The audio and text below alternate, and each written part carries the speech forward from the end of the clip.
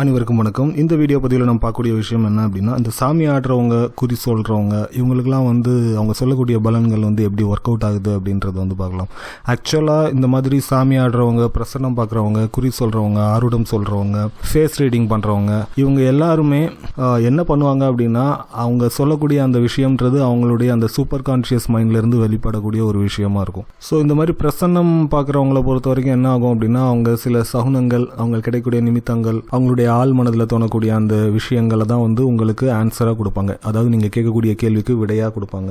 சாமி ஆடுறதும் அதே தான். இந்த சாமி ஆடுற பர்சனை பார்த்தீங்கன்னா, நார்மலான டைமில் அவர் சாதாரணமாக என்னனாலும் பண்ணுவார், எல்லா தப்பும் பண்ணுவார். இருந்தாலும் சாமி ஆடுறது அப்படின்ற ஸ்டேஜுக்கு வரும்போது அவர் சொல்லக்கூடிய பலன்கள் ரொம்ப சரியாக இருக்கும். இந்த மாதிரி குறி சொல்கிறவங்க, பிரசன்னம் பார்க்குறவங்க, சாமி ஆடுறவங்க எல்லாருமே ஒருவித தெய்வ வழிபாட்டில் ஈடுபாடு காட்டுவாங்க. ஏதாவது ஒரு தெய்வ வழிபாட்டில் ரொம்ப தீவிரமாக இருப்பாங்க. அது மேபி ஏதாவது ஒரு சித்தராக இருக்கலாம், ஏதாவது ஒரு உக்கிரமான கடவுளை வழிபடுறதா இருக்கலாம். இது மாதிரி சாமி ஆடுறவங்களும் மேக்சிமம் உக்கிரமான கடவுளுக்கு தான் ஆடுவாங்க, சாமி ஆடுறது எல்லாமே.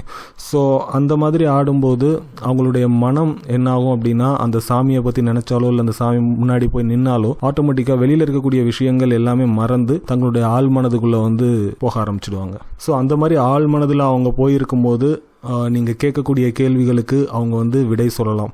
உண்மையாகவே அந்த பதில் சூப்பர் கான்ஷியஸ் மைண்ட்லேருந்து வெளிப்பட்டுச்சு அப்படின்னா நிச்சயமாக அந்த பலன் நடக்கும். அவங்க சொல்கிற விஷயங்கள் நடக்கும். இல்லை அவங்க சாதாரணமான ஒரு மனநிலையிலேருந்து சொல்கிறாங்க, இல்லை ஒரு கான்ஷியஸ் மைண்ட்லேருந்தே சொல்கிறாங்க, இல்லை சப்கான்ஷியஸ் மைண்டில் கொஞ்சம் தூரம் போயிட்டு சொல்கிறாங்க அப்படின்னா அது நடக்காமல் போகிறதுக்கான வாய்ப்புகள் உண்டு. அதே மாதிரி நீங்கள் ஒரு குறிப்பிட்ட மந்திரங்கள் சொல்லிகிட்டே இருக்கீங்கன்னு வச்சுக்கோங்களேன், உங்களுக்கும் அந்த மனம் அப்படின்றது உங்களுடைய சூப்பர் கான்ஷியஸ் மைண்டை ரீச் ஆகிறதுக்கான பாசிபிலிட்டிஸ் உண்டு.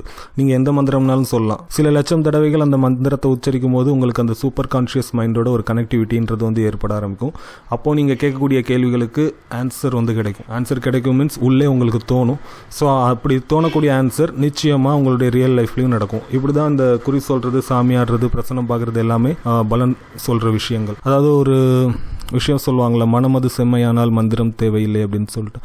ஸோ உங்களுடைய மைண்ட் என்ன, எது கான்ஷியஸ், எது சப்கான்ஷியஸ், எது சூப்பர் கான்ஷியஸ், நீங்கள் எந்த ஸ்டேஜில் இருக்கீங்க, உங்களால் எந்த ஸ்டேஜில் கேள்வி கேட்டால் ஆன்சரை வெளியில் கொண்டு வர முடியுது அப்படின்றத நீங்கள் தெரிஞ்சிட்டிங்க அப்படின்னா இந்த மாதிரி விஷயங்கள் உங்களுக்கு தேவைப்படாது. இந்த மாதிரி விஷயங்கள்லாம் அந்த சூப்பர் கான்ஷியஸ் மைண்டை ஆக்சஸ் பண்ணுறதுக்கு ஒரு ஹெல்ப் பண்ணக்கூடிய விஷயம். அதே மாதிரி யோகாவில் நீங்கள் பண்ணக்கூடிய மெடிடேஷனும் ஹெல்ப் பண்ணும். யோகாவில் பண்ணும்போது நீங்கள் என்ன பண்ணுறீங்க அப்படின்றத தெரிஞ்சுட்டு பண்ணுவீங்க. இந்த மாதிரி சாமி ஆடுறது, பிரசன்னம் பார்க்குறது, குறி சொல்கிறது, ஏதாவது ஒரு குறிப்பிட்ட மந்திரத்தை நிறைய முறை சொல்லி அந்த மந்திர சித்தி அடைகிறது அப்படின்ற விஷயத்தில் நீங்கள் என்ன பண்ணுறோன்னு தெரியாமலே பண்ணிட்டு இருப்பீங்க. அது ரெண்டும் தான் இதில் உள்ள வித்தியாசம். ஸோ அதனால தான் சில நேரம் இந்த மாதிரி பலன்கள் உண்மையாகவே நடக்குது, சில நேரம் நடக்காமல் போகுது. அவங்க உண்மையாகவே அவங்களுடைய சூப்பர் கான்ஷியஸ் மைண்ட்லேருந்து நீங்கள் கேட்ட கேள்விக்கு ஆன்சர் பண்ணியிருந்தாங்க அப்படின்னா நிச்சயமாக அந்த பலன் நடக்கும். இல்லை அந்த மாதிரி பண்ணல அப்படின்னா அவங்க சொல்லக்கூடிய அந்த விஷயங்கள் நடக்காமல் போகிறதுக்கான வாய்ப்புகள் தான் அதிகமாக இருக்கும். நன்றி.